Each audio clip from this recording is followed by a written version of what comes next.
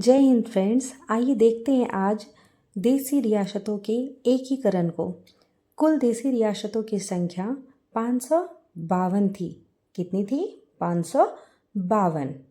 क्या आपको पता है इन 552 देसी रियासतों को मिलाने की जिम्मेदारी किन्हें सौंपी गई थी? इन 552 देसी रियासतों को मिलाने की जिम्मेदारी सरदार वल्लभ भाई पटेल को सौंपी गई थी। इसमें उनका साथ दिया था वीपी मेनन साहब ने। तो सरदार वल्लभ भाई पटेल और वीपी मेनन साहब ने मिलकर के 552 देसी रियासतों का एकीकरण किया था। और आपको जानकर ये आश्चर्य होगा कि 552 देसी रियासतों को मिलाने में इनकी जो मदद की गई थी वो लॉर्ड माउंटबेटन के द्वारा की गई थी। जब हमारा देश आज़ाद हुआ था तब अंग्रेज़ों ने क्या खेल खेला था कि हमारे देश को टुकड़े टुकड़े में विभाजित कर दिया था, टुकड़े टुकड़े कर दिए थे हमारे देश के। ये जो 552 देसी रियासत थे, उन्होंने कहा था कि आपको अगर भारत में मिलना है तो आप भारत में मिल सकते हैं, अगर आपको अलग राज्य बनाना है तो आप खुद का स्वयं का अलग राज्य बना सकते हैं, अगर आपको पाकिस्तान में जाकर के मिलना है तो आप वहाँ जाकर मिल सकते हैं। मीन्स अंग्रेज़ों ने क्या किया था कि इन्हें स्वतंत्र रहने का आश्वासन दे दिया था कि आप जैसा चाहे वैसा कर सकते हैं। लेकिन सरदार पटेल और वीपी मेनन साहब को क्या किया गया था कि भारत में विलय की जिम्मेदारी जो थी वो सौंपी गई थी कि आप 552 देसी रियासतों का विलय जो है वो भारत में चाहे जैसे भी हो वो आप करें। तो इस तरह से क्या किया गया कि इन दोनों ने इसकी जिम्मेदारी ली भारत में विलय करने की। और यही नहीं, जब 552 देशी रियासत जो थे उनमें से कुछ ऐसे भी देशी रियासत थे जिन्होंने क्या किया कि स्वयं का देश बनाने का सोचा। तो जब इसका विलय करने की बात आई कि अब कैसे विलय किया जाए, तो सारे देशों की तो विलय हो गई, आराम से सबकी विलय हो गई। लेकिन इनमें से कुछ देश जो थे उनका विलय करने में सरदार पटेल जी को काफ़ी परेशानियों का सामना करना पड़ा। जैसे कि आपको मैं मैप बना करके समझाती हूँ कि किस प्रकार से और कौन कौन से ऐसे राज्य थे जो बिल्कुल भी भारत में मिलने वाले नहीं थे, लेकिन सरदार पटेल जी की सूझबूझ ने उसे हमारे भारत देश में रहने के लिए क्या किया, बताइए? तो हमारे भारत देश में रहने के लिए उसे मना लिया। आप देखिए, ये भारत का मैप है। अगर आप चाहें तो इसे बना सकते हैं, नोट कर सकते हैं। तो ये रहा इंडिया का मैप। और सबसे पहले आप देखेंगे कि इंडिया का मैप बनाने के लिए हमने बहुत ही नॉर्मल सी क्या की है कि पैटर्न फॉलो की है। तो आप देख करके इसे बना सकते हैं। तो आइए देखते हैं मैप में कि ये जो आपका, जो मैं येलो कलर से आपको यहाँ पे लॉकेट कर रही हूँ, ये है LOC। LOC means line of control. ये POK के हिस्से में भी है। क्या हुआ था कि कश्मीर जो था वो पहले भारत में विलय होना नहीं चाहता था। वहाँ के जो राजा थे हरि सिंह, वो नहीं चाहते थे कि कश्मीर जो है वो भारत में मिले, वो अपना स्वतंत्र राष्ट्र बनाना चाहते थे। तो मैं इसकी कहानी आपको आगे चल के भी सुनाऊंगी कि LOC की जो कहानी रही है वो क्या रही है इसके पीछे। तो बस आप अभी इतना जानें कि LOC जो है वो उसे लाइन ऑफ कंट्रोल कहा जाता है, और ये जो है ये पाक के हिस्से में आता है। अब ये जो मैं आपको लॉकेट करके दिखा रही हूँ ये है जूनागढ़। तो ये जो जूनागढ़ है इसे भी सरदार पटेल जी जो थे उन्होंने बहुत ही मशक्क़त करने के बाद मिलाया था। और नेक्स्ट जो है वो है हैदराबाद का क्या था कि यहाँ के जो निज़ाम थे उन्होंने भी भारत में मिलने से क्या किया था कि भारत में मिलने से उन्होंने इनकार कर दिया था। और उसके बाद क्या होता है कि सरदार पटेल जो हैं वो अपनी सूझबूझ से इन तीनों ही राज्यों को भारत में मिला लेते हैं। अब देखिए, जैसे जूनागढ़ जो था, जूनागढ़ का आपको पता है कि विलय भारत में किस प्रकार से हुआ? तो जूनागढ़ का जो विलय होता है वो जनमत संग्रह के द्वारा होता है। जनमत संग्रह कराया जाता है और आपको जानकर हैरानी होगी, जब जनमत संग्रह कराया जाता है तो वो वहाँ की जो जनता थी वो भारत में आकर के मिलना चाहती थी, वो भारत में ही रहना चाहती थी, क्योंकि हमारा भारत देश इतना खूबसूरत और धर्मनिरपेक्ष राज्य है। यहाँ हर धर्म के लोग बड़े ही सद्भाव से रहते हैं। तो इस प्रकार से यहाँ पर क्या हुआ, जनमत संग्रह के द्वारा जूनागढ़ को हमारे भारत देश में विलय करा दिया गया। और इसलिए सरदार पटेल जी को आप सब जानते होंगे कि लौह पुरुष के नाम से भी जाना जाता है। ठीक है, किस चीज़ के नाम से जाना जाता है? अगर पूछा जाएगा भी सरदार पटेल जी को किस नाम से जाना जाता है, तो याद रखिएगा सरदार पटेल जी को लौह पुरुष के नाम से जाना जाता है। अब नेक्स्ट चलते हैं हम हैदराबाद। कहाँ जाएंगे? हैदराबाद। तो ये जो हैदराबाद स्टेट है, ये राज्य जो है, ये भी अपना अलग राज्य बनाना चाहता था, अपना अलग देश बनाना चाहता था। ये बिल्कुल स्वयं को भारत से अलग रखना चाहता था, लेकिन सरदार पटेल जी ने कहा कि एक काम करो, तुम खुद से मिल जाओ, अगर तुम खुद से नहीं मिलोगे तो हम तुम्हें मिला लेंगे। तो इसके लिए यहाँ पर ऑपरेशन पोलो चलाया जाता है। क्या चलाया जाता है? ऑपरेशन पोलो चलाया जाता है। ऑपरेशन पोलो में क्या होता है कि यहाँ पे जो पुलिस की वर्दी में सेना जो थे वो घुस जाते हैं, क्योंकि एक्चुअल में क्या था कि ये लोग जो थे वो बोल रहे थे कि सेना जो है वो हमारे राज्य में नहीं एंट्री ले सकती हैं। किसी प्रकार से ये जो आप कश्मीर का हिस्सा देख रहे हैं, जो पहले कम्प्लीटली हमारा हुआ करता था, अब इसका 30% जो पार्ट है वो पाक ने कब्जा कर रखा है, लेकिन ये हमारा ही है। तो कश्मीर का जो विलय कराया गया था, कश्मीर का विलय हरि सिंह के द्वारा कराया गया था।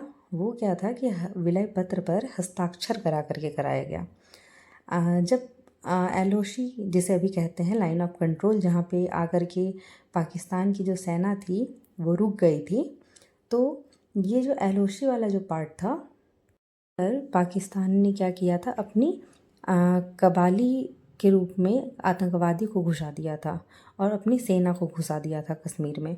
तब क्या हुआ था कि हरि सिंह जी ने नेहरू जी से कहा कि साहब आप कृपया करके हमें बचाइए, नहीं तो ये लोग क्या करेंगे, हमें मार डालेंगे। तब सरदार पटेल जी ने कहा था, रुकिए नेहरू जी, अभी पहले इनसे हस्ताक्षर कराते हैं। तो इस तरह से हरि सिंह जी के द्वारा हस्ताक्षर करने के बाद भारत में कश्मीर का विलय 26 अक्टूबर 1947 में किया गया। कितनी तारीख को किया गया था?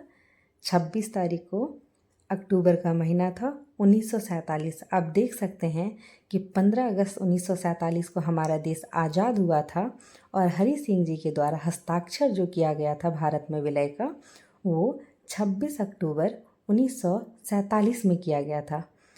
तो इस प्रकार से सरदार पटेल जी ने इन 3 राज्यों का विलय भी भारत में कर दिया।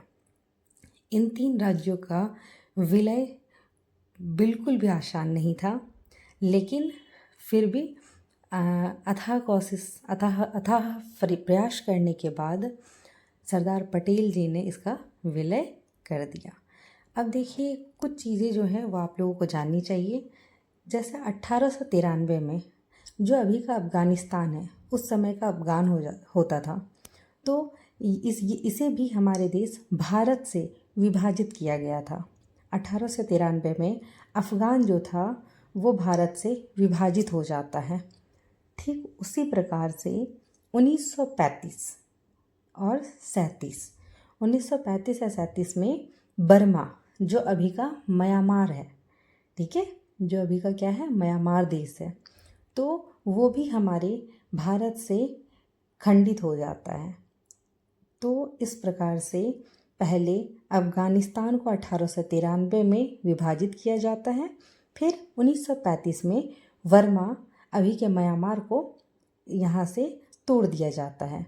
ठीक हद तो तब हो जाती है जब 1947 में पाकिस्तान को हमारे देश से विभाजित करके अलग कर दिया जाता है। आप देख सकते हैं कि इन अंग्रेज़ों ने कितनी कितनी कितनी बेबाकी से ये चाल चली कि हमारे देश को अनेकों टुकड़ों में विभाजित कर दिया, ताकि हमारा जो देश है, जिस तरह से अभी आप देखते हैं इंडिया और पाकिस्तान में अक्सर युद्ध होती रहती है। तो यहाँ तक की कहानी ये रही।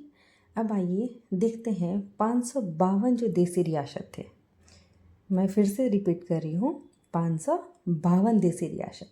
तो इन 552 देसी रियासतों को अब जब कंप्लीटली विलय कर दिया गया इनका इंडिया में, भारत में, तो इसे 4 राज्यों में बांटा गया।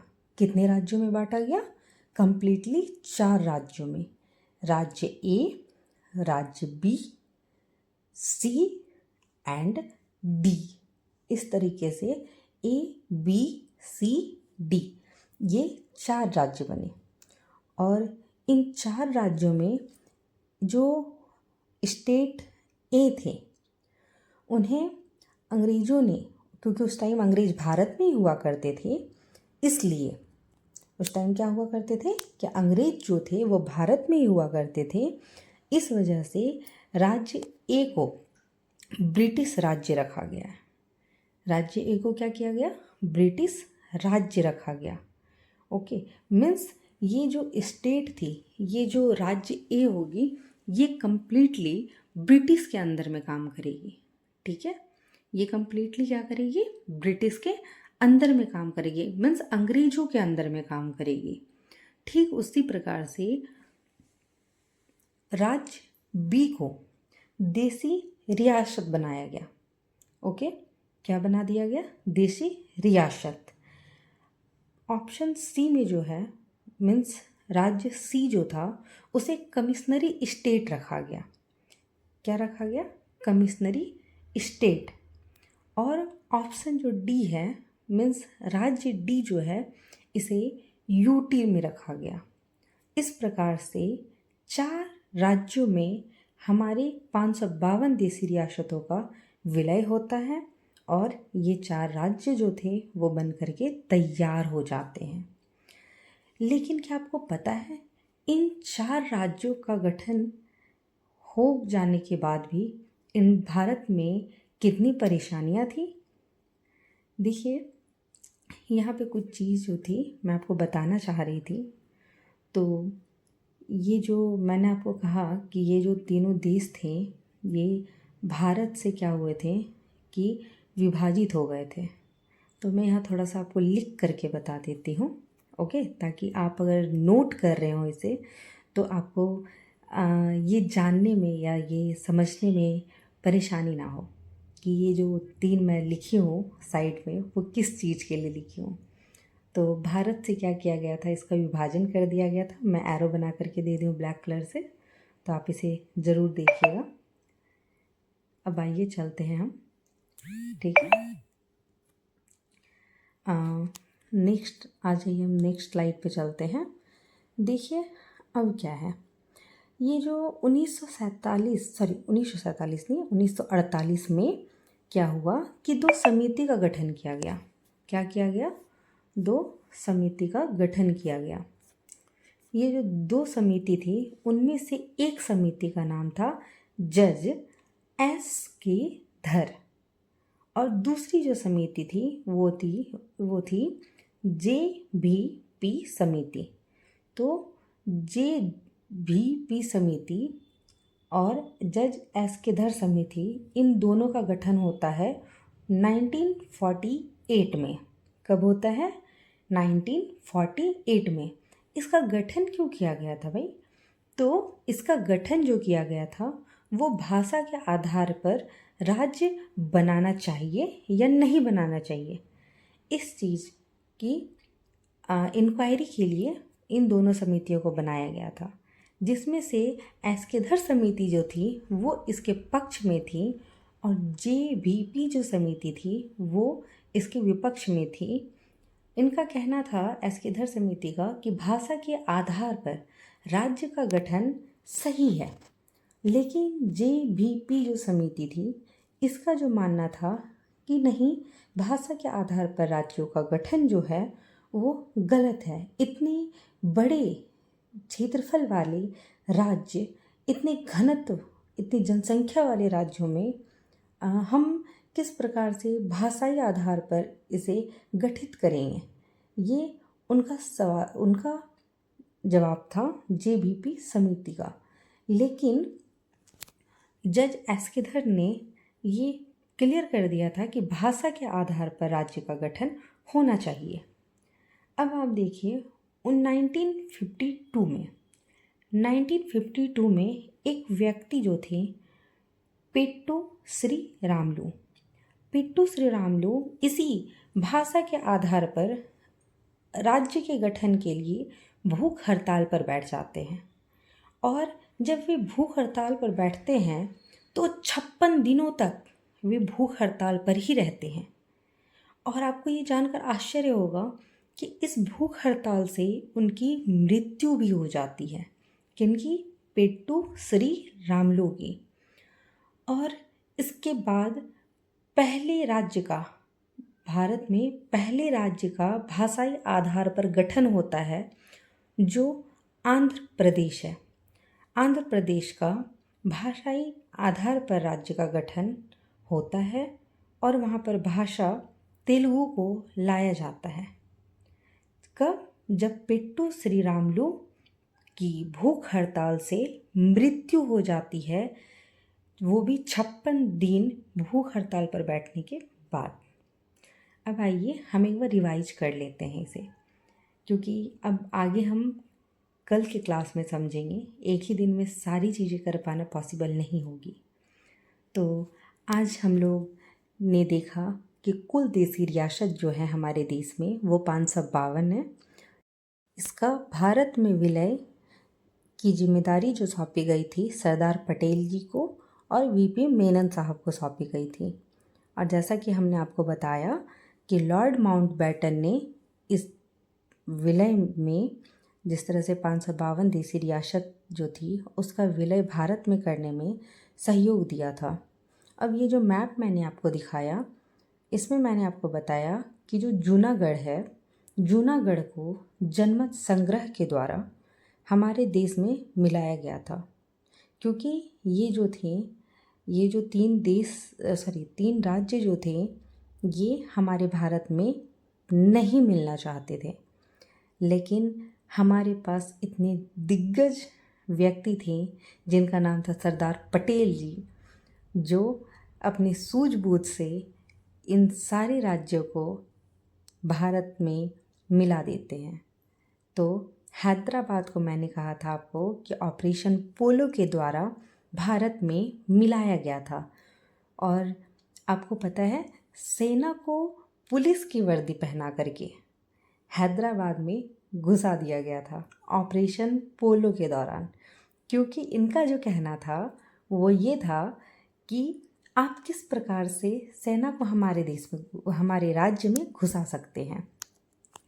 ठीक है, तो ये जो थे सेना को पुलिस की वर्दी में हैदराबाद में घुसाते हैं, ऑपरेशन पोलो चलाया जाता है और इसके बाद भारत में हैदराबाद का विलय कर दिया जाता है। ओके, यहाँ तक आपको क्लियर है? All clear? अब देखिए, ये जो कश्मीर की जो कहानी थी ये बहुत ही रोचक कह सकते हैं थी, क्योंकि ये पूरा का पूरा जो हमारा कश्मीर था, ये इसका जो 30% भाग, जिसे कि मैंने आपको कहा LOC है, लाइन ऑफ कंट्रोल में आकर के इसकी जो बाउंड्री है वो ख़त्म होती है। तो ये जो कश्मीर का विलय किया गया था 26 अक्टूबर 1947 में हरि सिंह के द्वारा, तो ये पहले तो तैयार नहीं थे करने के लिए, लेकिन इन्होंने बाद में सरदार पटेल जी से कहा, नेहरू जी से कहा कि मुझे भारत में मिलना है। इस प्रकार से इन तीनों राज्यों का विलय भारत में हो जाता है।